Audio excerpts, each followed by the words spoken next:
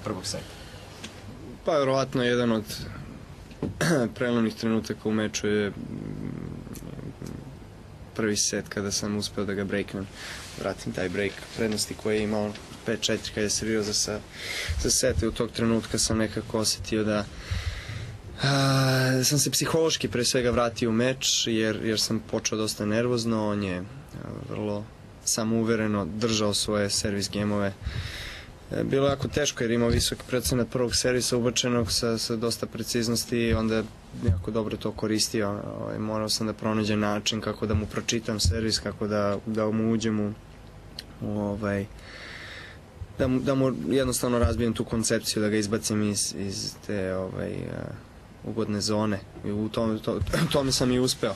Odigrao sam izuzetno dobar taj break prvog seta i kad imate set prednosti, neke stvari se menjaju. Osetio sam da je posle prvog seta i on je imao neke razgovore sa studijom i tako dalje i osetio sam da je to trenutak kada bi trebao da iskoristim priliku eventualno da ga break na početku drugog seta i od tog momenta zaista je bilo fenomenalno. Reci mi, često si se okretao oko svoje lože u onim ključnim momentima, šta si govorio? Mislim, to su trenuci i frustracije i pozitivnih reakcija i ovakvih reakcija, onakvih reakcija. Mislim, to je sve deo sporta i deo mog karaktera. Jednostavno pokazujem i dobre i loše emocije, ne mogu da se suzdržim ponekad, iako pokušam da se iskontrolišem. Tako da ljudi kojima se obraćam na neki način su ljudi koji izvedu u boksu, jer na neki način, iako igrate pred, ne znam, 15.000 ljudi, pred ko zna koliko ljudi sa širom sveta koji gledaju vaš meč, opet sva vaša pažnja je usmerena vašim bližnjima, ljudima koji su tu da vas podržavaju, ljudima iz tima. To je otprilike to. Ne govori se o tom challenge-u na kraju, ali siguran sam, a možeš da nam otkriješ, šta ti je prolazilo kroz glavu pre tog servisa?